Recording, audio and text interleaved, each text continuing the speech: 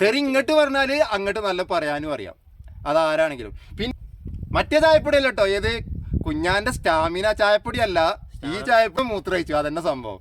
അതിലിപ്പോ ഒരു നെഗറ്റീവ് കണ്ടു, അതാണ് ആ വീഡിയോ.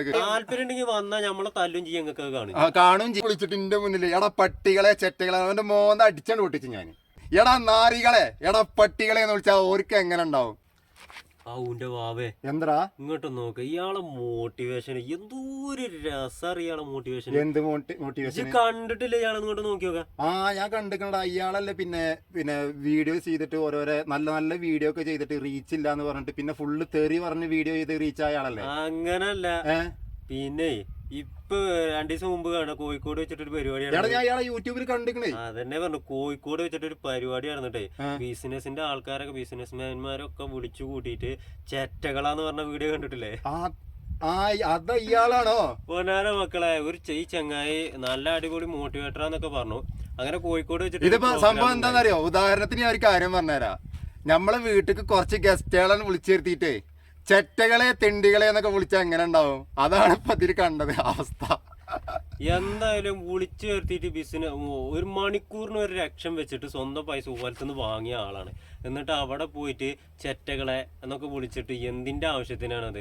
അവന് വാങ്ങിയിട്ടുണ്ടെങ്കിൽ അതിന്റെ മോട്ടിവേഷൻ ചെയ്തു പോകും. ഒരുപാട് മോട്ടിവേറ്റർമാർ ഇന്നുണ്ട്, അവരൊക്കെ നല്ല അടിപൊളിയായിട്ട്. എനിക്ക് ഒരുപാട് ആളുകളെ വീഡിയോസ് ഞാൻ കാണാറുണ്ട് കേട്ടോ, സ്ഥിരമായിട്ട് കാണാറുണ്ട്. അവരുടെ പേര് ഞാൻ ഓർക്കുന്നില്ലെങ്കിലും അവരൊക്കെ ഇങ്ങനെ പറയുന്ന ഒരു സ്പീച്ചൊക്കെ കേൾക്കുമ്പോൾ നല്ല കേട്ടിരുന്നു പോകും.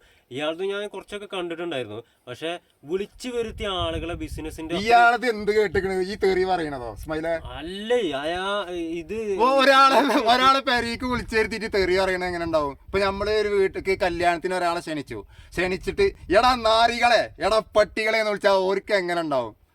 അതന്നെ, അവിടെ കൂടിയിട്ടുള്ള ആളുകളിൽ ഒരുപാട് വലിയ വലിയ ബിസിനസ്മാൻമാരുണ്ട്.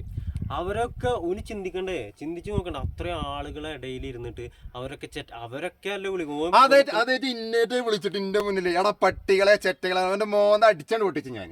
ഓന് 1 ലക്ഷം വെച്ചിട്ടാണ് മണിക്കൂറിന് വാങ്ങണത്. എന്ത് ലക്ഷം? ഓന്റെ ലക്ഷം ഞാൻ ശരിയാക്കി കൊടുക്കും. അല്ല, അവിടെ ഉള്ള ആളുകളെ നമ്മളൊരു കുറച്ചൊക്കെ ഇത് നോക്കിയാൽ മതി. കാരണം അവിടെ വലിയ വലിയ ബിസിനസ്മാൻമാരുണ്ട്. അവരൊക്കെ ഇടയിൽ നിന്ന് ബിസിനസ്മാൻമാരെ ചെറ്റകളെ എന്ന് വിളിക്കുമ്പോ ഒരു ചിന്തിക്കേണ്ട. നാട്ടില് നല്ല പ്രമാണികളും നല്ല മര്യാദയുള്ള ആളുകളെ വിളിച്ചു വരുത്തിയിട്ട് തെണ്ടികളെ പട്ടികളെ എന്നൊക്കെ വിളിച്ചാ എങ്ങനെ ഉണ്ടാവും? ഓനിക്കൊക്കെ അവിടുന്ന് അടി കിട്ടാതെ രക്ഷപ്പെട്ടു. അടി കിട്ടിയിരിക്കണോ? അല്ല, അങ്ങനെ അടി കിട്ടിയോ? അല്ല, അവിടെ സീനായിക്കണോ? എന്തായാലും അങ്ങനൊക്കെ എന്താ പറയുക, പ്രോഗ്രാമിന് പോകുന്ന സമയത്ത് അത് ഓന് വേറെ ഒരു കോമഡി ഉണ്ട്. ഓന് പ്രസംഗിക്കാൻ പോയ വിഷയം എന്താ പറയുക? ടൈം. നമ്മളെ ടൈമിനെ പറ്റി, ടൈമിന്റെ വില എങ്ങനെയാണെന്നുള്ളതിനെ പറ്റിട്ട് എന്നാ പറയുന്നത്. എന്നിട്ട് ഓനെന്നെ 1 മണിക്കൂർ വൈകിട്ടാണ് പോയിട്ടുള്ളത്. അപ്പൊ ഇങ്ങനത്തെ ആൾക്കാരൊന്നും പറയാനില്ല. അപ്പൊ എന്താ ആയിക്കോട്ടെ. എന്തായാലും വിളിച്ചു വരുത്തിട്ട് ആ പോയ VIP മാറി, അത്ര തന്നെ.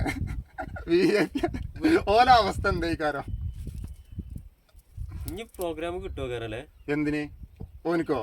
ഓനെ ആരെങ്കിലും വിളിച്ചാ അല്ലെങ്കിൽ യൂട്യൂബിൽ ഫുള്ള് തെറിയും കാര്യമായിട്ട് ഓൻ തന്നെ പറയേണ്ട ഒരു വീഡിയോയില് എന്ത്, ഞാൻ ഒരുപാട് നല്ല നല്ല വീഡിയോ ചെയ്തു, എനിക്ക് ഒരു റീച്ചും കിട്ടിയില്ല.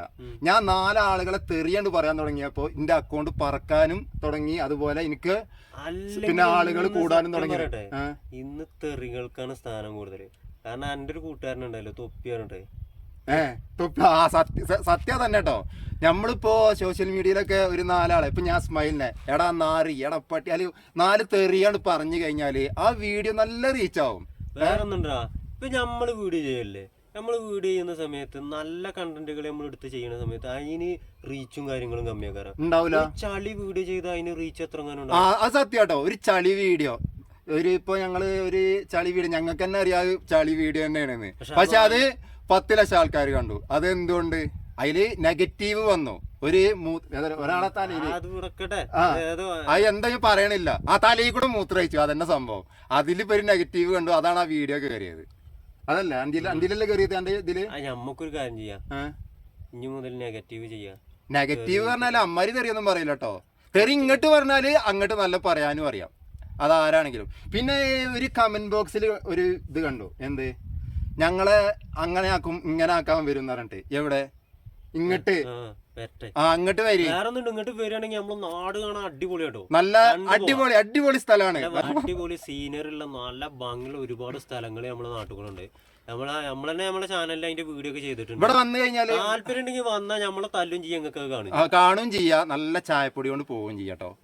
അത് നമ്മള് തരും. ആ ചായപ്പൊടി വേണമെങ്കിൽ ഇവിടുന്ന് തരാം. ഓക്കെ, മറ്റേ ചായപ്പൊടി അല്ല കേട്ടോ. ഏത് കുഞ്ഞാന്റെ സ്റ്റാമിന ചായപ്പൊടി അല്ല, ഈ ചായപ്പൊടി. ഏത് സ്റ്റാമിന നമുക്ക് ഇവിടെ ആവശ്യമില്ല. ഇവിടെ ഞങ്ങളെ തേയിലത്തോട്ടത്തിലെ ചായപ്പൊടി. ഇവിടെ ഓൾറെഡി സ്റ്റാമിന ഉള്ള ആൾക്കാരാണ് ഉള്ളവരൊക്കെ. അവിടെ സ്റ്റാമിന കൂടിയിട്ട് പോയി. ചായപ്പൊടിയല്ല, ഇത് കാപ്പിപ്പൊടിയാണ്. ഏത് കാപ്പിപ്പൊടിയാ? എന്തേലും ഒരു പൊടി. എന്നാലേ കാപ്പിപ്പൊടി കൊടുത്തിട്ട് കൊറേ ആൾക്കാരെ പറ്റിച്ചു. എത്ര അറിയും? 3000 റുപ്യ എത്ര അതിന്റെ വില കാപ്പിപ്പൊടിക്കോ? എന്താ ചെയ്യലേ ഇങ്ങനത്തെ കൊറേ വർഗ്ഗങ്ങൾ. ഞങ്ങൾ മറ്റേ വിഷയം പറയാൻ വന്നതാണ്, പക്ഷെ നേരെ അയക്ക് പോയി. അത് കുഴപ്പമാക്കണ്ട. അപ്പൊ ഇനി ആളുകളെ വിളിച്ചു വരുത്തിയിട്ട് ഒരാളും അപമാനിക്കാൻ നിക്കണ്ട, തെറി പറയാനും നിക്കണ്ട. അപ്പൊ ഈ വീഡിയോ അവസാനിക്കുന്നു. അടുത്ത വീഡിയോയിൽ കാണാം. Good bye. ബൈ. അപ്പൊ ഇതും കഴിഞ്ഞില്ലേ?